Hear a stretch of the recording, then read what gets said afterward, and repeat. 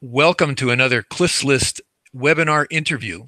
Today, my special guest is Johnny Cassell. Johnny's been coaching guys for quite a long time with massive success, from what I hear. And I'm as curious as everybody to hear more about Johnny. Johnny, maybe for the people who don't know you, you can give them a bit of an introduction about yourself, and Sure, let's get this going. sure. Well, thanks a lot, Cliff, and thanks for having us on. Um, yeah, for those that aren't familiar with my work, I've been doing what I've been doing for over a decade now, around sort of 13 years. Certainly started off as a need for myself, and I feel like if you're in this space, it should have been a need for yourself. And I came from a lot of frustration, a lot of misunderstanding, and total uh, no understanding of how to communicate with sort of people that I desired to. This wasn't necessarily just from a romantic point of view or an intimate point of view, but also on a social front. I just kind of had myself at school in my own little kind of group, and I never really kind of ventured out of that in the early days. I actually was severely bullied by girls.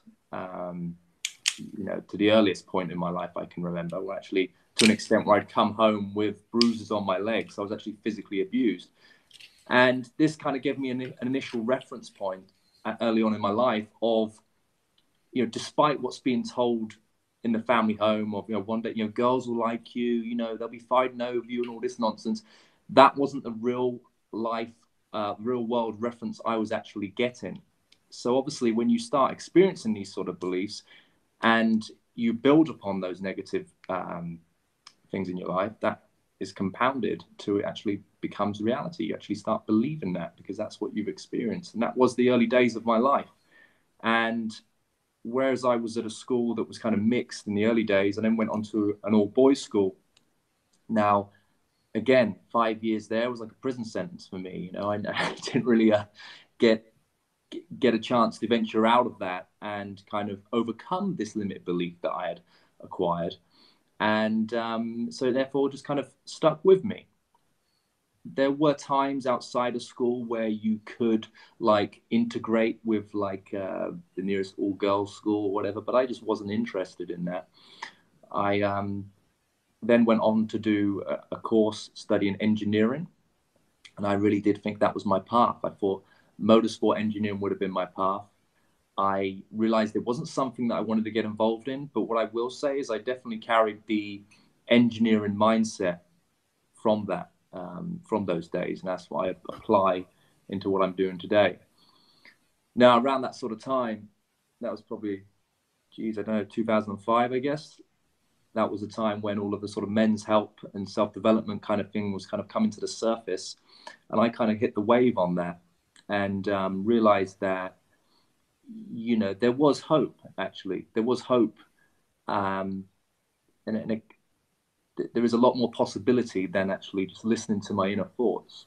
If I actually go out there and get some more positive experience, so I started reading a lot, and I started looking at who was kind of out there at the time, and just immersing myself into that kind of world. But most importantly, applying it. I was probably a teenager at the time, 18, 19. And I just used to use the vehicle of going out with the guys for a drink and then splinter away from them and just try out things just to boost my confidence and just see if I could get any positive responses from women and positive interactions from certain dynamics. And I was taking a lot from that. I was compounding more positive reference, and I started installing confidence. And from that, I realized that I could actually end up speaking to certain girls at that time that I wanted to. And when I realized I started improving my capabilities, back then I didn't want to share it with anyone. I'll be honest, if you have this newfound belief and level of confidence, you start thinking, right, well, I'm going to get all of those girls, right? And of course, with that sort of belief, you're going to hit the ceiling in terms of what you truly are capable of. So when I hit that kind of milestone, I looked around my sort of social group, and I thought, who could I share this newfound knowledge with? And whereas I was going out with more the people that I would say are into more like the commercial space, and I'm talking about the nightlife scene here, I thought it'd be really unique if I shared what I knew with someone that wasn't from that space. So this individual was from more of like the alternative scene, like indie rock, was in a band. And I thought it would just be a really cool dynamic to just have us bounce off each other, me share everything that I've learned up until that point. And we were in total agreement to make it a pact to go out as many nights as we could, possibly a week. And we managed to squeeze 5 nights out of a week. And we learned a lot. We learned a lot. We were committed to the cause. It wasn't about going out and seeing how many women you could, sleep with. It wasn't about how many numbers you can get. It was about going out and beating yourself. And it was a huge breakthrough. And I think a lot of people at that stage where they feel very committed to the cause of going out and venture into this path and building up their confidence, the biggest mistake they have is, right, they have this little pep talk before they go out. And they go, right, all right, we're going out tonight. We're going to get laid, right? Well, of course, you don't get laid because you've just put so much pressure on yourself to do anything that you don't even take one step forward and get started. So what we used to tell ourselves was that we're going out tonight to meet fun and interesting people. And then that just allowed us to exercise our social muscles, ones that we've been developing over time. And, of course, more things that were fruitful would have definitely been on the cards because we're actually in the interaction then. We're in the interaction and we can build on that. And anyway, this kind of behavior went on for like 2 years. He got a girlfriend. I took another wingman, so to speak, on for another year. He got a girlfriend. Well, so he claimed. But to be honest, I think he was just so sick and tired of my religious behavior to the cause that he just wanted out in the end. And I took another guy out and he got a girlfriend. Like I introduced him to a guy I met previous week. And these were like 7-year relationships at most. And that was the initial reference point I needed to say, this is what I do. This is what I love. This is something that I have great joy in doing. I wasn't quite where I wanted to be at that stage, but I was definitely helping others get to where they wanted to be. I saw a much bigger vision. I thought that this isn't just about meeting women and feeling confident in this area. I believe that if you become a master at building relationships, you can pretty much do anything. I think there's a lot of things that are built on relationships. You look at your professional life, you look at your career, you look at your social life, your intimate life, like everything is based on the foundation of a relationship. And I just really thought that with this understanding and this level of know-how, you can really scale whatever you want to do. So sure, I could have jumped out at the early stages and committed to a long-term girlfriend, but time and time again, I've just sacrificed my personal relationships to just move forward in helping all my clients and just driving things forward, and so that was the kind of like the early stages that kind of made me realize this is what I want to do. And then I came into London, saw an opportunity to work with a company that was just starting out here. I worked with them 5 years. I helped them, start venturing into other markets, US markets, European markets. And, I just got very familiar with all of the sort of micro behaviors that people are struggling with. I collected a hell of a lot of data points. And, I can honestly say I haven't stopped doing this since 2005. It's life has just been a blur. It's definitely took the rhythm out of life doing this, but it's an absolute joy. I've learned that no matter where you're from, what your background, what your heritage is,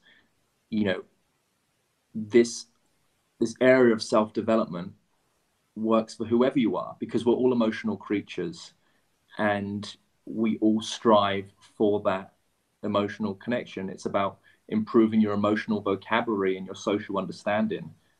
Yes, we do have to make a few cultural tweaks along the way, but we just have to be mindful of that. So it's the beautiful thing is this thing that the space that you and I both work in. It's universal, and you never stop learning. Even as a coach, I think if anyone's in the coaching space and they're in a situation where they think that they can't be taught something new, I think that's when your ignorance really kicks in. I think that the most exciting thing is just learning new things as a coach as well, so you can then pass on those breakthroughs you're having to your students. I think it's a beautiful thing. Tell me a little bit more about the personal aha moments. Like, you said that you got into this in a lot of ways for your own uh, education of this and getting better at your own social life. Tell me Yeah. about the moments when you had like some kind of revelations or some changes, that something that's significant that sort of dawned on you, and maybe even how it dawned on you. Okay. Well, I think ones that just come to mind now, I'm just going to write them down so I don't forget. But the first one I want to talk about is, and I have to be like in an extreme environment or extreme situation for something to go, aha, understand. So there's three things I kind of want to share. And the first one is dominance. Okay. And as I said, I have to be in extreme situations now for me to kind of have those aha moments. And I laugh as I tell you this, because I was actually in a fetish club. Okay. It was my first time in this sort of space. And I was in this environment and I decided to go with two friends of mine that were, they were lesbians. And I just sort of splintered away from them and kind of just was walking around the environment. I was seeing the area where there was some spanking. Someone called himself a professional spanker, whatever that is. But people were queuing up to be spanked by him, and there was like a cage where someone's a guy that was shouting through the cage at his appeared to be his girlfriend, like, yeah, go on, tie her up, really getting off on it. It was just a really extreme environment, and I was looking around and I was looking at all the really eccentric costumes and the sort of people that were in this environment, and you had all sorts. You had you had nipple tassels going on. You had the leather mask. You had the gimp sort of outfits going on. It was just obscene. And then you maybe have like a guy on all fours on a leash walking around, but you don't know his story. He might be like the CEO of some big company or whatever, right? But but that's what he gets off on. And I just looked. I thought, this is a very interesting culture right here. What you've got here is the sub and dom culture. And when you venture into this environment, somehow you have to communicate whether you are a sub or you are a dom. And that kind of governs the dynamic of your relationship with that person in this environment. I thought, how fascinating. And then it really occurred to me how important dominance and leadership is in a relationship. And I thought that, at the beginning of a relationship, we tend to what we want to communicate as a piece of importance information is that we are a leader. As a man, we are a leader. We want to say to the lady that, okay, meet me here at 8:00, right? You want to send a cab over to her and pick her up. You want to open the door. You want to be, you want to be leading. You want to be dominant. You want to show that you are that person, because what you're effectively doing is showing that you have the paternal qualities for the long term. You're showing that you are a father figure. You are all these things that kind of women desire. And what I thought was quite extraordinary is how relationships kind of soften you up, right? Like over time, you stop being that dominant being and you let the relationship kind of, you fluctuate between being dom and sub, or alpha and beta, as they call, depend on certain situations. And I feel that most relationships, the arguments that exist are based on the language men use in the relationship. So what I'm trying to draw a reference from is, if I think about the arguments that I would hear in my personal family home between my mother and my father, like my mother will be sitting there on the couch, and then my father has his hobby, which is dancing, and he'll pass the living room with his bag, and she may make a snidey comment like, "Oh, you're going off without me again then?" And he goes, "Well, I ask you if you want to do anything, but you never want to do anything, right?" Well, that's not my mother's fault, because by default, if we ask someone, do they want to do something, they've got the option of saying no, and no is normally the comfort zone, right? It's just the go-to, because it's easier to say no.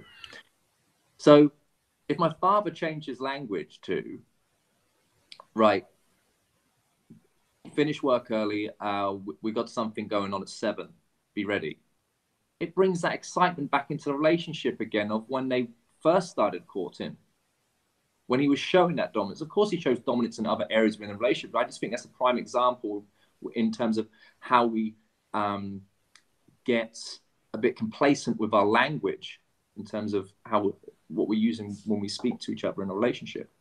Another example of dominance would be, and leading is, and I'll use a family dynamic again. I remember one of the last family holidays I went on, there was this big like V12 powerboat just flying around in the sea, and I looked and I thought, God, that would be a cracking thing to jump on. I got to book us on that. And what I did, I just booked it for everyone, our whole family, knowing full well that if I asked, "Hey, Mum, do you want to see that boat over there? Do you want to jump on that boat?" Of course she doesn't want to jump on that boat, right? So I just booked it, and I just told them, "Hey, look, I've got us a lovely little boat ride at like 4 o'clock. We got to be there in the port, okay?" Everyone arrived. My mother was led on to an experience that she would have never let herself get involved in if she had the option to. And from that, she ventured into an unknown, and she found something beautiful about that experience. She found that she could enjoy something like that. But again, given the option and asking, it would have been more comfortable to say no. So I just think like it's an odd one, but like I said, that environment really triggered off a whole different kind of set of thought processes in terms of leadership and dominance and language. And I just think that was a beautiful thing. We just got to be more aware of that dynamic. Second thing that I think is another sort of aha moment has been reprogramming. I think when someone goes through this path of getting more confident with themselves, they effectively program themselves to chase a dopamine hit, right? You quickly realize that it doesn't become about getting a phone number or experiencing intimacy with someone on the same night or the day after. It becomes about that beating yourself thing. But when you beat yourself and you approach an attractive woman, or you interact with an attractive woman night after night, you're effectively triggering off a dopamine reaction in your head. And when you actually come to find someone that you like and you would like to be committed to, I feel that you have to go through a process that eliminates any sort of distraction. And what I mean distraction, by distraction, I mean other sources of dopamine hits from ladies. So that means making a conscious effort of removing, I mean, it sounds so obvious, right? But I know a lot of men don't do this. Remove all of the dating apps on your phone, right? A lot of people talk about porn. Now, porn is, I mean, that is something that can turn you turn into a really bad negative cycle, and it really does affect your relationship if you're still kind of using that as an output for that sort of thing. Like, remove dating apps, remove porn, communicate to your partner correctly, right? Make her feel safe and secure. If you're going to be around in an environment or a party, let her know about that, and let her know that you may not be drawn towards certain women in those sort of parties, but from the outside that she may feel that, right? Or make a conscious effort to party less, right? If you're looking to make a commitment, you don't need to be around all of those sources of dopamine triggers, right? And I think we understand that women are incredibly intuitive. And I think it's down to this. We just, if you've done wrong in your relationship, perhaps she feels that you have given energy to another woman. You may have slept with another woman. You may have started talking intimately to another woman. She knows. We don't quite know why she knows, but I feel what it is. It's because you are getting that dopamine trigger from someone else. And very subtly, she realizes you're not giving her that level of energy as you once were when she was the only source of dopamine in that department, right? And for me, that right now is a huge thing that I'm kind of looking at. And it kind of goes on to the subject of substance abuse, right? I think that, especially in the climate that we're living in right now, we're living in a very swipe right climate and culture. And I feel that what's missing in the world of dating is there seems to be plenty of reference points that we have to help us get the person we're attracted to and stimulate them in a certain way that keeps that gets them. But we have very few reference points that tell us how to weather the storm in a relationship, how to keep the relationship after, X amount of years. And for that, we need to start looking at models of successful relationships.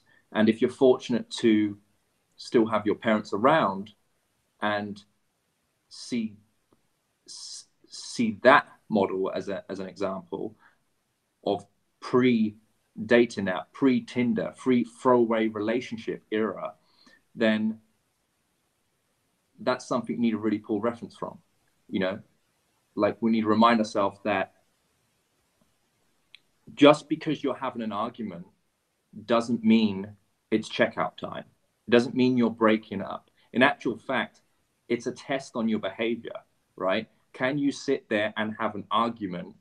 And sometimes that might be a couple of nights on the sofa, right? But what it doesn't mean is, oh, fuck this then, I'm going to go out and get another one, because it really is that easy.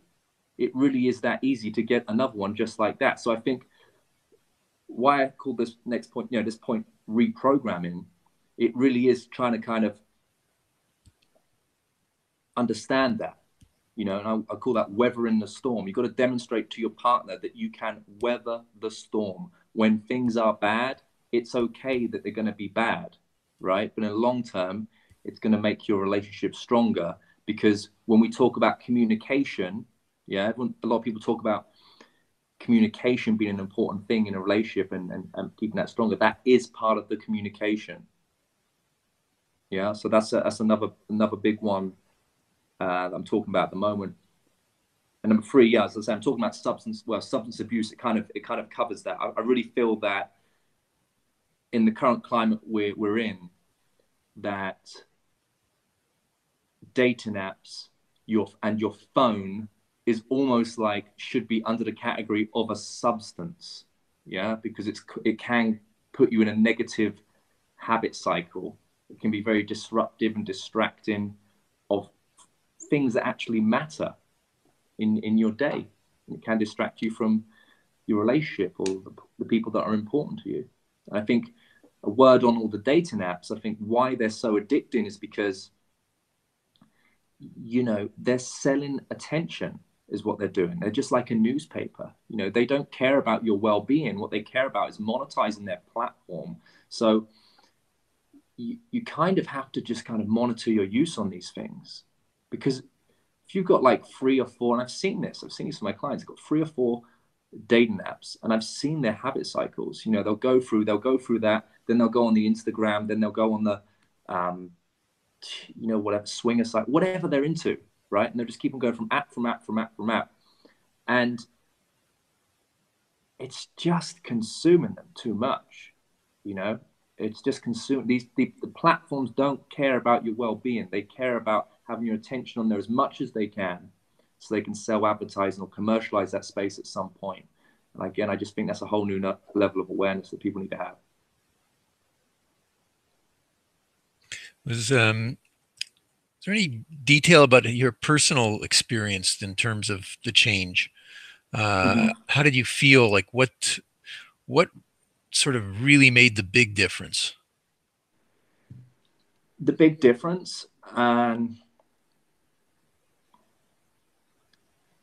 always say you've got to position yourself in the environments that you are most likely to get a good yield on. And what I mean by that is, if you're single and frustratingly single, and you've been going to the same place for 5 years, and again, this is another habit cycle that people get caught up in, and you're complaining that you don't meet anyone, then you really need to change your environment. You've just identified that the environment you're in is not giving you a good yield. It's not giving you a good return on your time. So for me, what I've just hardwired into my system is, I need to be getting a good return on my time. And I'll look at the way people spend their time, and I'll show them who they're going to meet, right? So it's about having a lifestyle strategy. A lot of people, we live in a climate now where there's a lot of remote working opportunity, right? You can live that life of that coffee, the coffee shop culture with your laptop, and still report back to office from there. That exists for a lot of people, and that's great. And what I find is a lot of people still aren't using that as an opportunity to position themselves in an environment where they might just happen to exchange eye contact with someone as they're peering over their laptop, doing their emails or doing their work. They might be just using that time, just staying at home, when they could be at a nice hotel lobby, or they could be at that new trendy coffee shop in that hotspot near that modern day agency, wherever. You just got to have a lifestyle strategy. You really have. You've got to be very mindful of where you're spending your time, even like what sort of gyms you go to, what sort of where you're picking up your groceries, like everything. You got to look at it holistically. It's not like just about exploring the nightlife culture. So that, and I think giving value to people as well. I think that a lot of people go out and they want to get access to this place and that place. Well, there's a ton of people want to get access to this place and that place because they have the threshold of all of the attractive women or people that you might want to be associated with. But what do you come with? What are you adding? Right? And you've got to really think about that. How can you, if someone that's a gatekeeper to a certain environment or a certain social group, before you think about taking from their treasure trove, what can you add to them? What is their need? And when you program yourself to be like that, then doors will just open up with you left, right, and center. And it's okay if someone doesn't pay it forward. It's okay. There's just people that are out there like that. That's okay. But you have to be that person. I think it's interesting that you point out to approach, I guess, basically everything you're doing to sort of give you the best opportunities for success. Like if one place isn't working, go to something else. Don't, even your gym, if you're going to a gym that's not giving you any opportunities, you should change that. Absolutely. That makes a lot of sense. Let me sort of delve into that in a sort of slightly different way, in the sense that this is kind of practical advice I guess you probably give to your clients. Mm-hmm. As you think about the clients that you've had, maybe you can tell us a little bit about the ones that they had their own.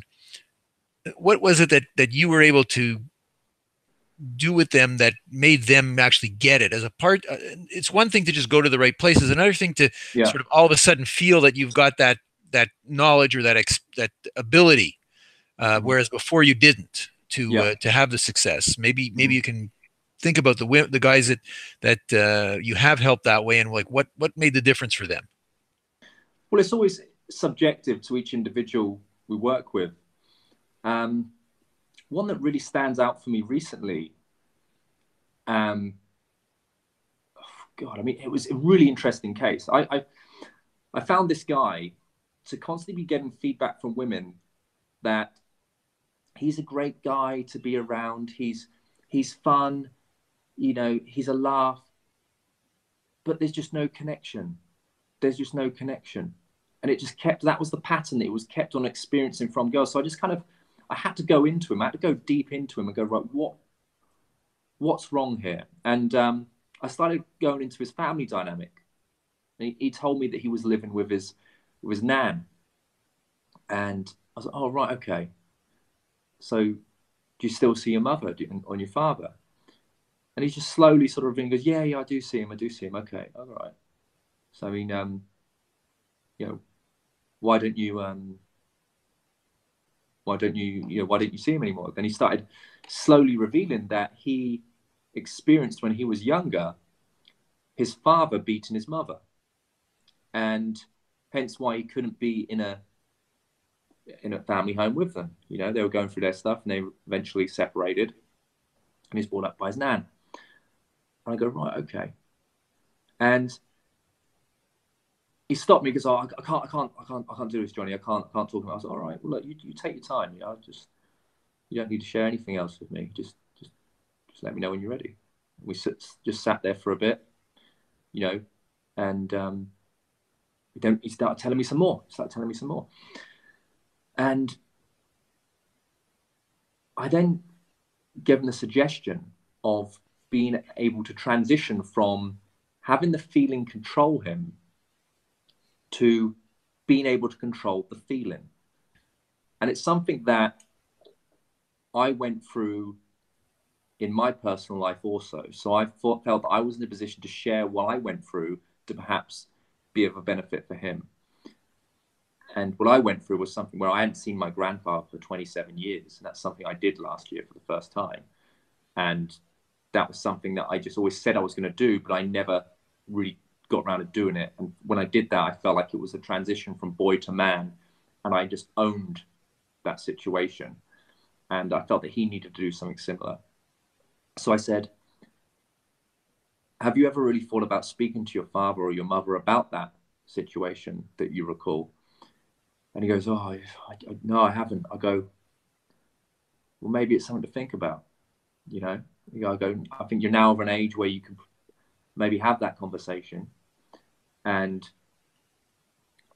sit down and I just came up with this kind of bit of language that I felt that was quite, it wouldn't make someone be defensive. It was just very neutral.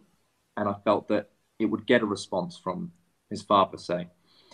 And I said something like, look, now that I'm of an age that I can have this conversation with you, I just wanted to know, back then when things weren't good between yourself and my mother, what was it that went wrong? Just so I don't make those mistakes in my future in a relationship, right? And this might seem a bit like, why are we talking about this when this guy's saying there's no connection? Well, the reason is because he hadn't had experience of being vulnerable and using his emotional vocabulary in that way. So if he was to address this head on, he could even use that in his interactions with people that he was getting close to show the other side of the coin. He was this guy that had this incredible bravado, right? That was one side of the coin. He was the jester, making all the jokes. But the court jester doesn't get to sit round the table with the king and all his noblemen. He may just sit on the table in the corner and have a pot of stew on his own, right? So he had to show the other side of the coin. And this completely changed the game for him, because he was able to put himself in a vulnerable position in front of his father and his mother and have that experience. And not only does he now control that feeling that was inside, but he also has an experience that he can share with others. And then when you share something like that on a deeper level with someone, then that's going to reciprocate. And they probably then reveal something about themselves that they've never shared with anyone. And with that comes the fact that you have a very special relationship now, one that is incomparable with anyone else. They probably haven't even spoke about that thing with their closest friends. So that example in that particular case was a huge transformation. Absolutely changed his whole experience moving forward now, so it's like I say, it's just tapping into certain things that people are. I mean, for me, I don't want to sit here and talk about how to approach the girl and how to say, because I think that's just been done. There's plenty of information out there on how to do that. I think that's just the basics, and I think that it's what I'm stimulated mostly by is the deeper stuff, the deeper mindset stuff. I think I have a lot of joy doing that. Well, that's where I'm kind of heading also with this, because I think that it's on the I guess the inner game level that a lot of guys fall short, and a lot of them just never had their programming from their upbringing such that they develop these kind of social skills. And I think one of the things that you referenced before, which reminded me of one of my ex-girlfriends and how important connection was. Yeah. And I think it's kind of a difficult thing to convey to somebody who's not really knowledgeable about it or experienced in it. And how do you get guys to improve their abilities with connection? Again, it's one of those things that, like, it's something that we are expected to know, right? Women expect us to know how to build a connection, and I think it's one thing I've just mentioned there is being you've got to experience being vulnerable, right? And that means maybe sharing something quite intimate, something like a pain or or a joy or something you've been through. Like, that is a form of connection and communication. Another thing is, like, as I mentioned earlier about weathering the storm, arguments may occur in your relationship because of a lack of communication, a lack of connection. They feel disconnected because you aren't communicating with them in a certain way. And in each relationship, that's an individual thing. That's a complete subjective thing to each relationship. Someone might need more. For example, I'm in a long distance relationship right now, right? Internationally as well. So with that comes its challenges. So whereas if you had the gift of having a relationship under the same roof, right, and you have a bit of a squabble, you can iron that out when you come home.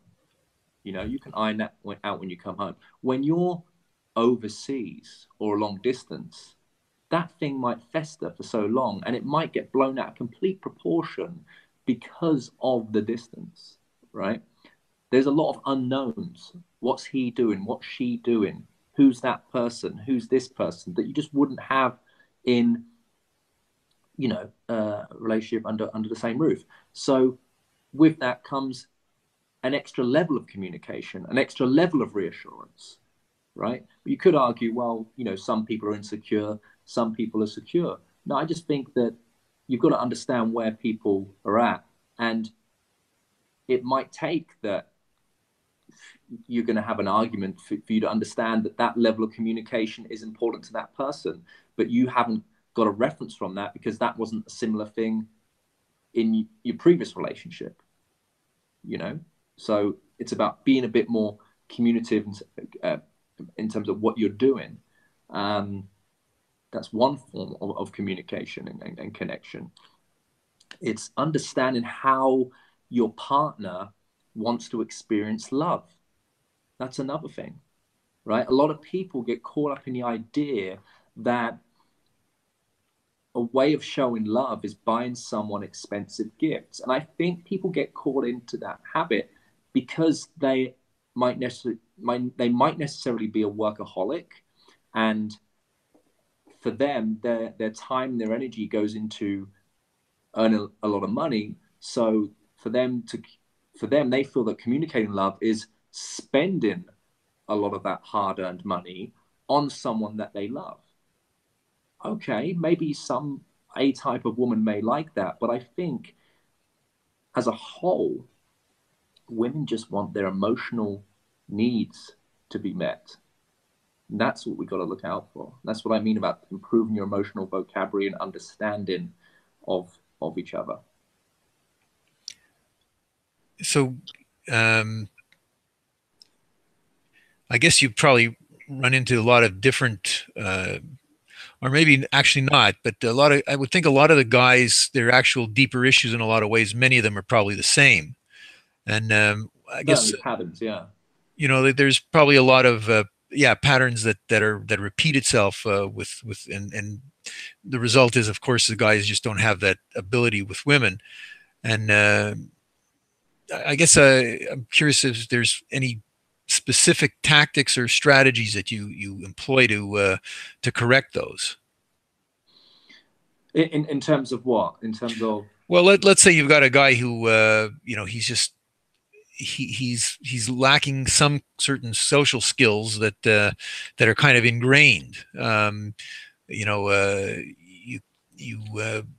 like you can't change the. It's very difficult to change his basic nature, and a lot yeah, of guys just don't. okay, Are sometimes uh, they find themselves grown up and they never really had a relationship with a woman. yeah, Um, or for example, I mean, there's all kinds of different things. I think of a guy that I met that who he's had a lot of one night stands, but because he's never had a girlfriend, right, he just cannot seem to get that going properly. right, okay. Um, Well, I think that's the beautiful thing about coaching, because it's, what a good coach will do is point out your blind spots, the things that you can't see, and it's a lot of it is about repetition. It's about having someone by your side and seeing what you're doing and being able to iron out the creases for you, on those unforeseen things. I'm just trying to think right now. I mean, we've had guys that have all sorts of patterns. We've had guys. I've had a 60-year-old guy, the oldest guy that I've worked with, 61, the other week, and his pattern was that he was just talking too much, just selfishly talking too much. And I've seen this pattern many a times where guys, as they get into an interaction, they get a bit too excited, and they're just talking. So with that, first step is an awareness. Whenever you've got an issue, you need someone to point it out, and then right, bang, it's there. That is the issue. Now I'm aware of that. I'm conscious of that now. So what next? What habit do I need to adopt to fix it, right? And then there's the implementation of that. So with this guy, we knew we had to make him aware of it. Okay, bang, he's aware, very thankful of that. The second thing is that he needed to formulate a habit of when he was interacting with people, is to actually care about the person they're talking about, right? And as ridiculous as that sounds, it was needed. It was everyone's favorite subject is themselves. And when he had found how to put the key in the ignition and get that engine turning over from someone, then he needed to work on it being almost like a 60-40 or 70-30 conversation, right? Them speaking 70 or 60, him speaking 30 or 40% of the time, throwing another log in the fire to keep them going. From that, you can get endless threads of conversation, right? I knew that was his problem before we even started working with him, because one of the things he said he keeps running out of things to say. Well, anyone that understands how to get a conversation started is not going to run out of things to say, because they're going to be listening to someone's response and they're going to thread conversation from that. So that's an example of someone that was in the sort of habit that needed correcting. That it's been done so many times. If you want to talk about the friend zone, well, the friend zone is simply, you put yourself in the friend zone because you are not taking the risk to get the reward. You're not demonstrating that you have interest on that level to them. Therefore, they're never really going to see you as someone who they would have a preference of having sex with, because you never communicated yourself as that individual. You tiptoed around the idea of it in case you fuck it up. You fucked it up by not communicating it, So again, if we identify that, it's about getting people into the habit of just building tension, right? Nothing can happen outside of tension. So it might be holding the eye contact, building tension that way. It might be changing the mindset. What unconscious thoughts have you been walking around the environment with, or having interactions with? Because you can be having a conversation, but if the thoughts upstairs aren't correct, then someone's going to feel uneasy and they're going to want to eject pretty quickly. So it's about having a playful mindset. It's about holding the eye contact, seeing what you can do with your physical touch. And if it's reciprocated in a certain way, then reading that and seeing if you can take to the next step, and just communicating, and using language, obviously, using language, communicating, flirting, using innuendos, compliments, I mean, Jesus, when women go out, they have a strategy. They have a strategy to get attention. Why are we not complimenting women on that? Compliment them. Let it be known that you find them attractive. Don't tiptoe around the idea of it. Don't let your ego stand in the way from giving that out. So yeah, there's a couple of things, but it's if you're on and on and on about what we do to fix certain character traits and behaviors, but what I will say, it's a very hands-on, intimate process that we have with our clients. And let's say, whether it be helping them get out of the friend zone, being able to communicate on an emotional level with someone, relationship advice, it might be body language, their image. I mean, we did a fantastic image and presentation overhaul with our client today. I posted on our Instagram, and that's a big deal. I mean, you might be a great read, right? But unfortunately, everyone judges a book by its cover. And if that cover is a bit tatty, old, or worn, it's time to get that handled, right? And I feel that you would experience less resistance on your approaches if your image is handled, right? A lot of people think, well, oh, it's okay for that guy over there because he's good looking. He's good looking. Everyone can look better. Everyone can look good. There is no excuse not to be well groomed. And if you really are not insightful about, I'm still learning about style and image and that kind of stuff. It's not, I'm not an expert at that, but I'm a damn sight better than I was, 10 years ago. And I definitely see the difference in terms of how people treat me. That's real. That's real, So, and it helps. It's the language women also understand.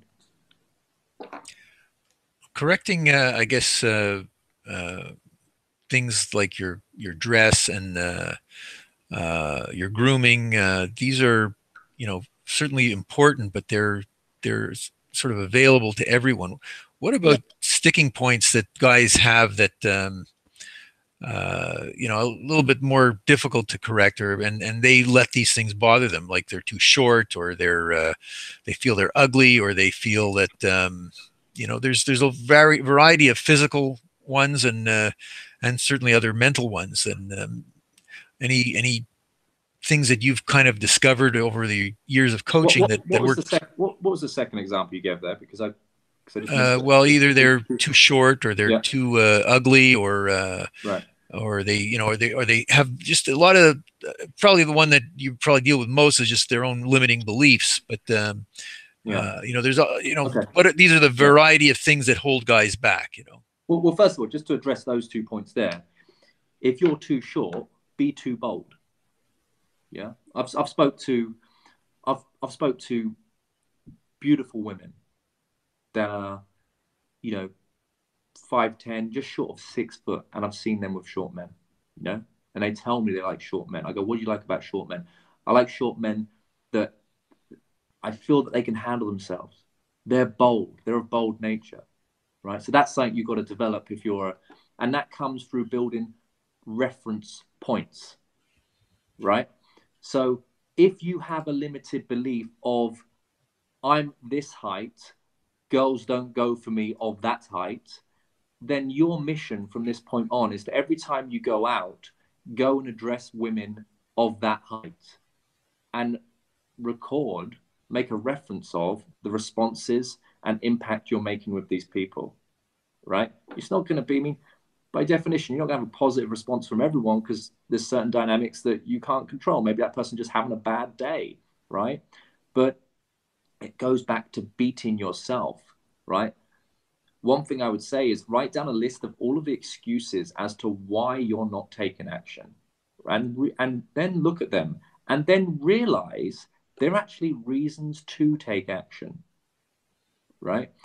A limited belief might be this: I can't approach someone because they've got their headphones in. You've just give yourself a reason why you should approach that person. And that might even be your opening line. I nearly didn't come over because you had your headphones in, right? It might be they're on the phone. You go, forgive me, I can't believe I'm doing this, and I really don't want to disturb your call, but I had to come over and say hello. A lot of these excuses are your triggers to take action. So it's just a matter of perspective. The fact that you're too short and the girl's too tall, that's your reason to go over.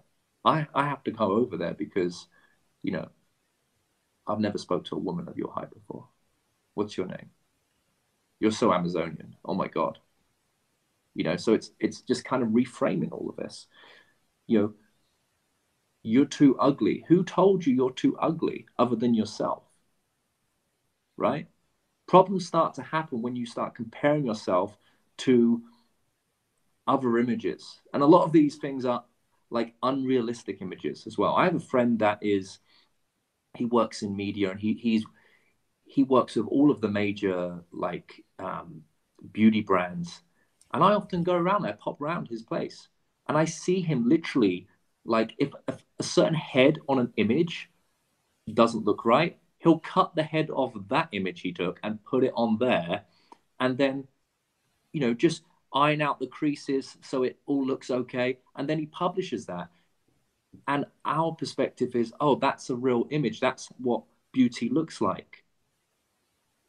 Like it's beauty comes in so many forms, and physical beauty is abundant, but what's rare is a beautiful character, right? Everyone can do better. Everyone can present themselves better. Everyone can have a better image, right?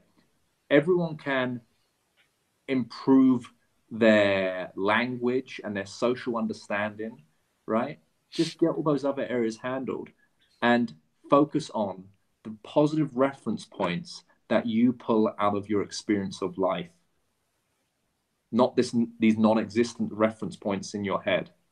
A lot of people don't take action because for some reason, maybe there's one little thing that happened in their childhood.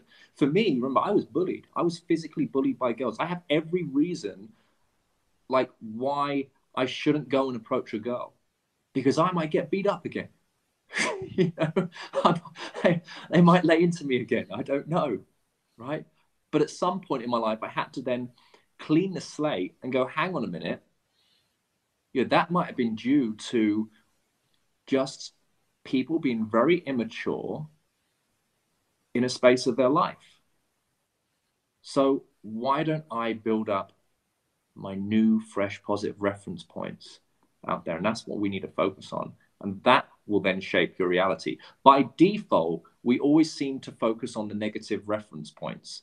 We have a recording mechanism that seems to just put negative reference points in the bank up here. So when we're about to take action on something, on anything that we want, we start telling ourselves reasons as to why we can't. And the reasons why we don't have reasons as to why we can is because we haven't got a positive coping mechanism in place. So what I tell my clients is to write down all of the times that you beat yourself, all the times you counted a win. And again, this isn't about getting a number, getting laid. It's about, you know, having positive experiences with people. It's about conquering a micro behavior that you particularly wanted to work on, whether it be, you know, using something out of the conversation structure that I normally teach our clients, or, you know, qualifying someone on a certain character trait, or, you know, just approaching a big group of people, or approaching someone in an environment that you're not too familiar with, you know, or just going out, being social, getting out of the house. Like, all of these things count as wins. So when you are in a moment of where you're about to take action, you can stop, allow yourself that little thinking space in that gray matter, and then just go, am I going to think negative, or am I going to think positive about this? Then boom, you switch over to positive. You give yourself 3 or 4 reasons as to why you can, because you've built up that positive reference point bank. And then you turn up as the more confident individual who you truly are, as opposed to this second-rate version of yourself that, you know, no one wants to see. What would you say that was one of the things that really struck you in terms of improved your own outcomes and results from that you've learned from your coaching? I think knowing what you want, I think there comes to a certain, I think when it goes to, when you go through this sort of area of self-development, you know, you start getting good, and you start meeting the sort of people you want to meet. But there's another level. There comes another level. And that level is really kind of spending time thinking, what do I want from someone? What are those character traits? And it's an important exercise to give yourself, because then you become somewhat picky, I would say.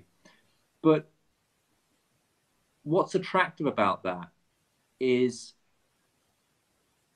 women with a certain level of beauty, you then take them off the pedestal. That becomes the new normal. Like I said earlier, beauty is very common. It's everywhere. We don't have to go far to find that, right?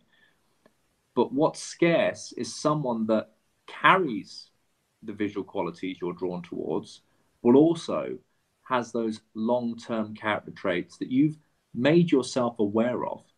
And when you realize that you're going out looking for those things, you look past the beauty.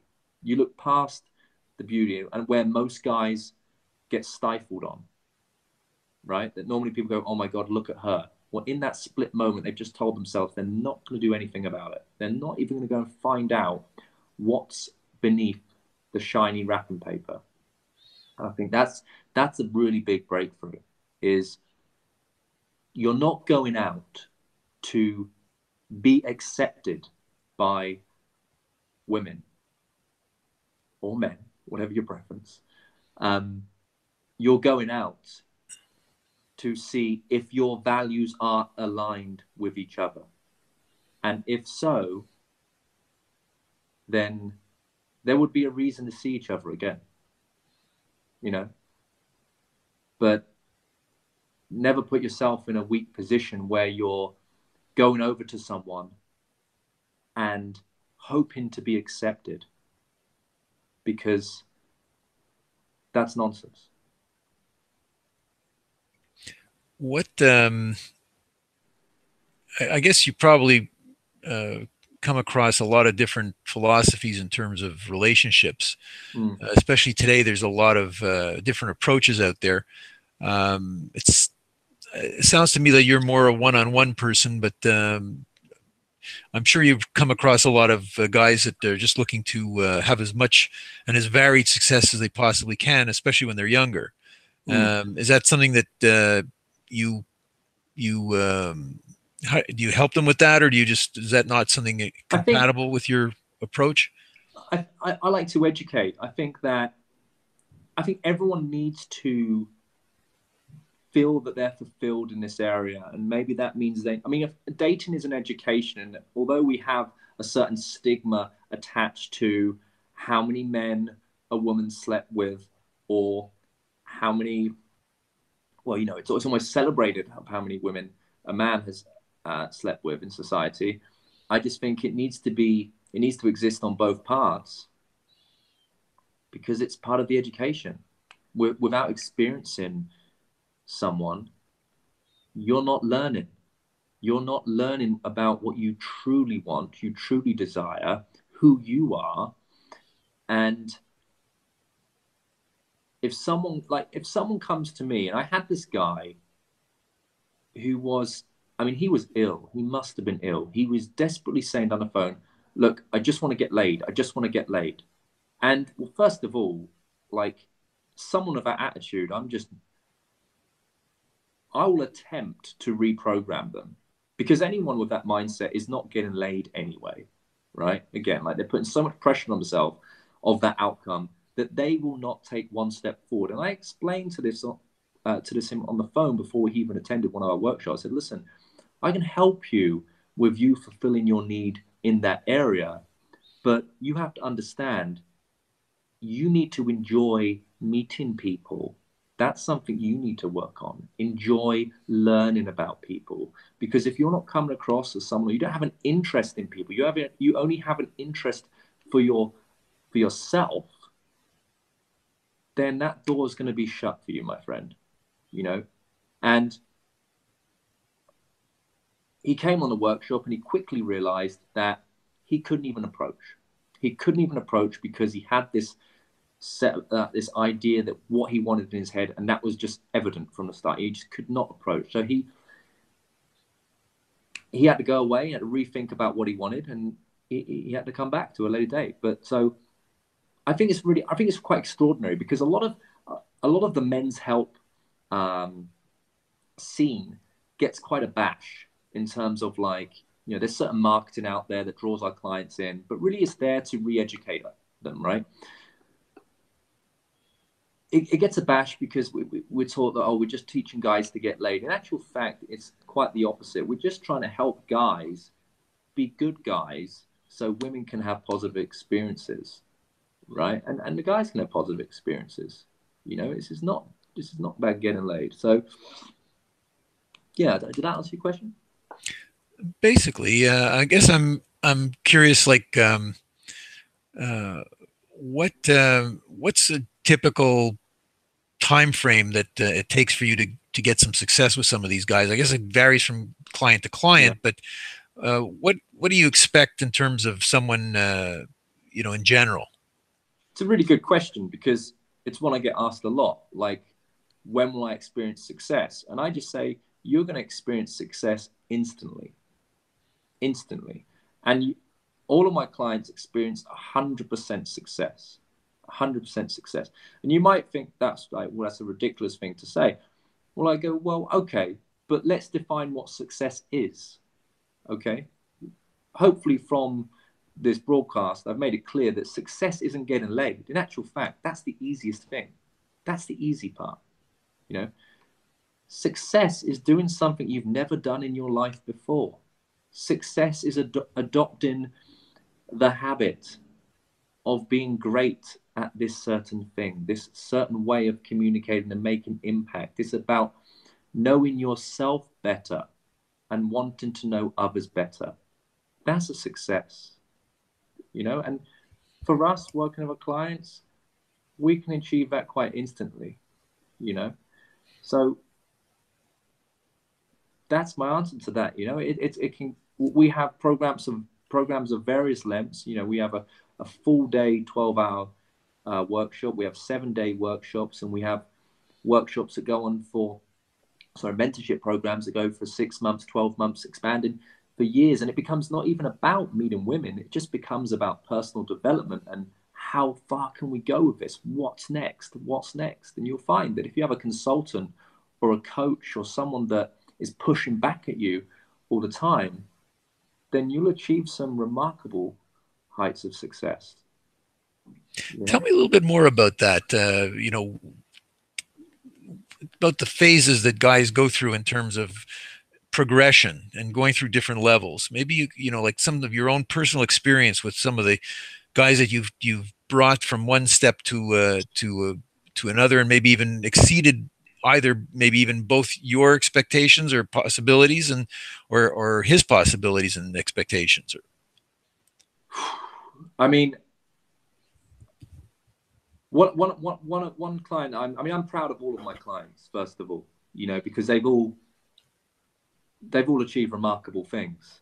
One client that I can truly say is a dear friend. Now he originally came to me 8 years ago, and every year we have a bit of a chat. We sit down, we reflect, and it always astounds me how long we've known each other for. But this is a guy that, he came to me originally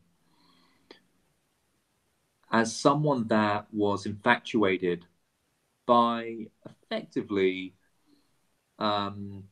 his fuck buddy, basically. He was traveling here and there between his studies. I think he was just his final year at university at the time, and they both had that arrangement.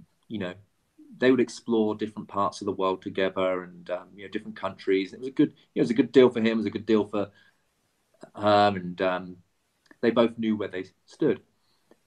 And he turned around and he came to me, and I was teaching him on the side of how to build up his confidence in this area. Just how to do some light approaches, in the daytime, in the evening, how to improve his communication skills. And he brought this subject to the table. He says, "Okay, this girl,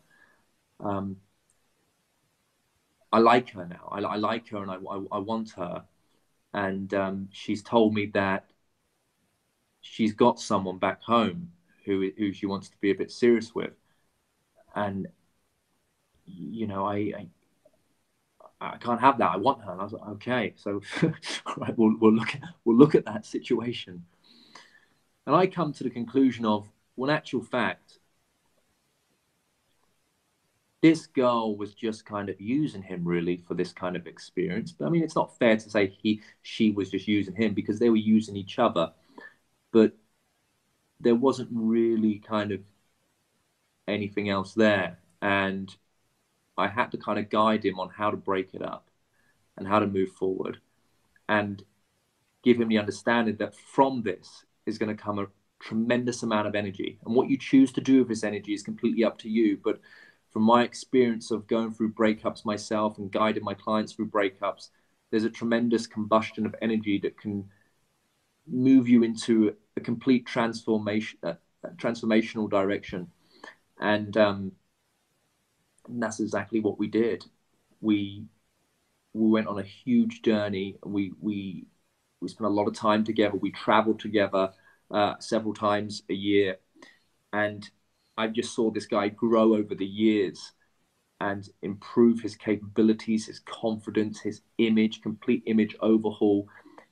And what was remarkable was how he was using the skills that I had taught him and started applying it into his, and combining it with his business knowledge.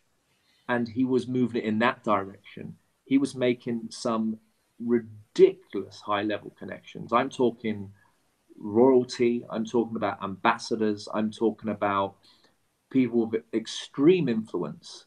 And with that, just had a snowball effect. It just had a snowball effect. And it it then became, you know, way before that, you know, it obviously was not about meeting women anymore. It was about, what can we do with this contact? How can we wire these two influential people together? How can they benefit from each other? How can you play a part in that? How can you do a piece of this? And what it became was like, became such an influencer in these sort of circles that an incredible level of woman was just the byproduct of everything he was doing. And I think that's really what a lot of guys need to focus on. It's about creating a lifestyle and a way of living that, whatever you're doing, meeting women is just a byproduct of what you were doing anyway. And that's what, you know, that's something that, I mean, you know, I can't obviously disclose too much about that guy, but you know, I'm just so proud of what he's been able to do with the stuff that I taught him. Tell me more about creating the lifestyle that I guess will uh, make you more likely to, I guess, find that relationship that you want. You know, it's. I think that a lot of guys find themselves, you know, caught within, you know, their own patterns of their lives, their jobs, their you know, where Yeah. they do their exercise, where they go out at night, and you know, getting into maybe a more conducive space that that can lead to the kind of lifestyle you're talking about. What advice could you give someone for that in general? Well, I think first of all, I think we need to make people aware that, like, meeting someone can happen anywhere, at any time, at any moment. You know, opportunity is everywhere. You know, we need to have our eyes open. And a lot of the time, the conversation starts before we even opened our mouths. Yeah, I'm talking about eye contact. And a simple hello will normally do a good opener, you know. Um, Essentially, if you think that your lifestyle is not giving you a good return, you've got to break the pattern. You've got to think, what is it I need to change? You know, earlier on in this broadcast, I spoke about, you know, the gym, for example. Now, when I was younger, I never went to university, but I went to the university gym, and it was a little hack that only a few people kind of knew about in my town, that you could just, you know, Joe Public could just go up and pay a fee, and you could be a part of that gym. But it was on university campus, which was great for me because at the time I was interested in those sort of girls.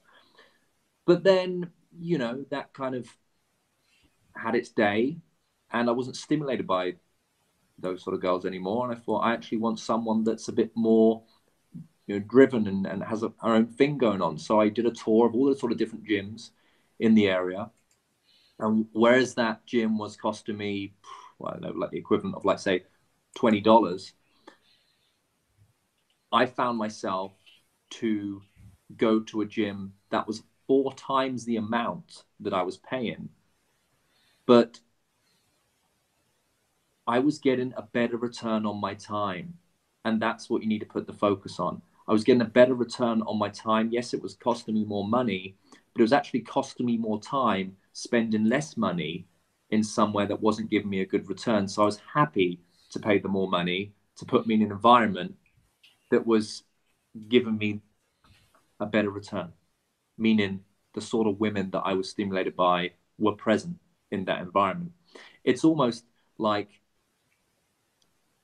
hearing your friends from the town that you grew up in come to visit you in the city, and they're moaning about the fact that a drink is $20, right? Well, the drink is $20 to keep those idiots out, right? It's not, there's not, it's not at that price point to encourage you to get absolutely blasted.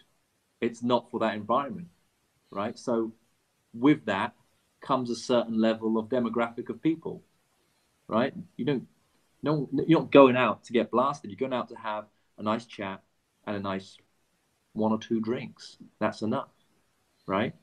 So the way that I kind of like to help guys understand it in terms of building a lifestyle is this: if you're a single guy and you took on a lease of a house, let's say you've got a 4-bed house. Now you've got control now. You've got control of who you want to be in each room, right? So you start thinking, going back to that archetype of the sort of person that you want to be in your life. You start thinking about sort of woman and what sort of character traits. Or you just start thinking about what sort of influence you want to absorb from the people you're going to have around you. Because you've got to remember, your brain is like a sponge, and unconsciously we're taking in information left, right, and center every day. So, for example, for me, what would I have? Maybe one of the rooms I would have someone that was quite health and fitness orientated. Maybe he's a gym instructor or he owns a gym or something like that. Now, we know that the byproduct of having someone like that around us, and I guess this goes back to that old phrase of you are the average of the 5 closest people around you, that by having that person around you, you can absorb a little bit of what they know. You're going to be influenced in a little bit on how they move around and what they do. And if you want to look great, look good, then it might just be beneficial to have someone like that close to you. In the second room, who might you have? You might have someone that's involved in, I don't know, fashion, modeling. Maybe it's a photographer. Maybe this person's job every day is photographing beautiful women that you probably never have access to. So organically, you might have women around the house getting ready for a photo shoot, or they're going off somewhere after. There might be some drinks or a dinner that's happening in your house based on him networking, and he pulls you in on that. You're going to get a little bit from all the people you choose to have in your house or have around you, right?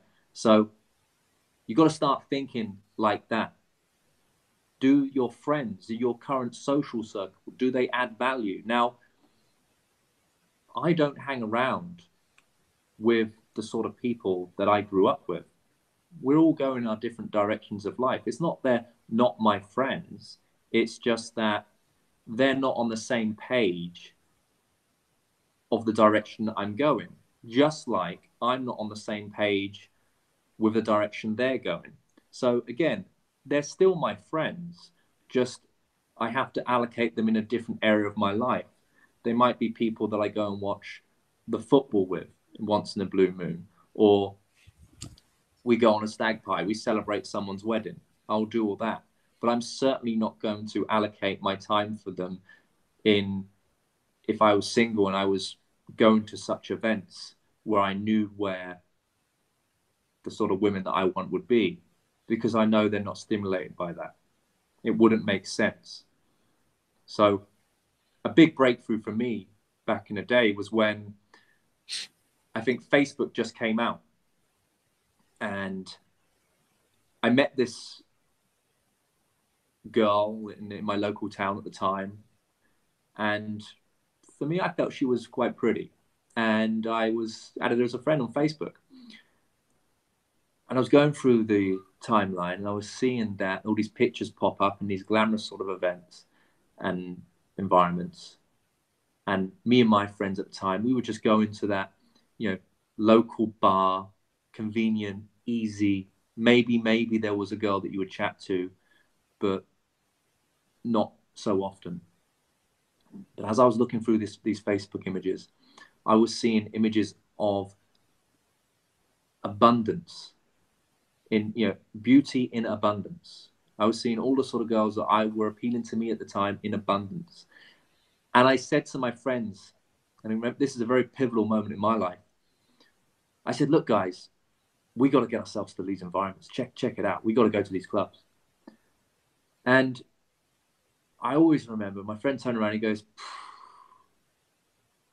why do you want to do that when we can just go to the Oakford? That was the bar that I used to go to every Saturday. And I just looked and I made the decision right there and then. I thought, am I a sheep or am I a shepherd? Yeah. Am I about to follow someone else's reality, or am I about to build my own reality? And in that moment, I never looked back. I never let anyone decide my fate or path, well, consciously anyway, of how I was going to spend my time. And that's what you've got to be very strict on. You've got to be, again, going back to that phrase I've mentioned already, you've got to get a good return on your time. You've got to be conscious of what's important to you, right? You've got to surround, it's said a lot in all self-development fields that you've got to surround yourself with people who are like-minded. And that might be by temporarily coming on a course and absorbing a little bit of information of what those group of people think, so you can go away and be that person. Or you just need to start looking out for more social people that are on the same page as you. Because if you don't, you're not going to get out of that rut. And for a lot of people, they have to really start from scratch when it comes to that. They might be in a point in their life where their friends have all got married, or they've just come out of a long distance for a long-term relationship. And they haven't thought about being social on the side because they never thought the day would come that they would break up out of their long-term relationship. And now they've broken out of that long-term relationship. Everything is new again. Everything is new again. The people that they knew were social with aren't social anymore. They feel rusty with their social skills. So it's about like going back to being social. And here was another breakthrough that I realized last year, and on the concept of loneliness. I think everyone encounters feeling lonely at some point in their life. And I think even living in a city, the paradox of living in a city is you've got a huge space of people that are all selfishly gone after their career and profession, and through that, like it's took the rhythm out of life, and that you can be lonely. Yeah, you can be lonely. But if we go back to what we know, and what we know about coming together and community, that people come together when they choose to learn, right? We came together on our first day at school. We came together at university. You come together when you take your skiing lesson, or you learn how to play tennis or football. Individuals come together and they learn, they find common ground. And with that normally comes friendship. So if you ever spot yourself or find yourself in a position where you're lonely, whether it be that you've just fallen into a rut, or that your friends have all moved on to the next stage of their life, and you've just found yourself coming out of a new chapter, an old chapter into a new one, always go back to learning. You go back to learning, you're going to find fresh friendship and people with common ground. Maybe you could tell guys now about how they could follow up with you in terms of if they wanted to get some coaching from you, or if you have any Sure. products or events that you want to tell them about. Yeah, I mean, so the 7-day experience that we offer, where it's you and my team, we're doing that on a weekly basis here in London. So if you want to inquire, you go to the website, it's johnnycassell.com. You can contact me on my socials. Instagram is where I'm mostly active. It's at London Dating Coach. And what's great about that is I'm showing you activity every week of what we're doing with guys. So it's very real. It's happening. So you can go to the website. You can contact me on socials. We've got products on the website. How to get your ex back if that's a need for you. It's how to have fun on holiday. How to get laid on holiday. And the latest one we've got is a Mastery Online Dating Guide, which I think is essential reading for everyone at the moment. But all of our programs are on there. We've got a crash course, Impactful Connection workshop. If you're in London or Europe on the 26th of this month, come down. We've also got our US workshops in November. Check out on the website for them. We've got some immersive experiences out there. Well, I think that you've shared a lot of very deep information today, and I want to thank you for that. And I think there's a lot that the guys are going to get out of listening to this. Great, I hope so. And Yeah. and I think you'll find, I think a lot of them are going to want to follow up with you after hearing this and watching it. And I guess I'm looking forward to hearing the reactions that people are going to have to this. Yeah, great. Well, look, thank you for having me on. It's been a pleasure, and I think the questions have been great. And I think that that's the beauty of this. When you get the right questions thrown at you, that's when the best content comes out. And I'm hopefully the guys really got some value from that today. I really did enjoy it as well, and we'll hopefully do another one pretty soon. Great. Thanks a All lot. right. Excellent.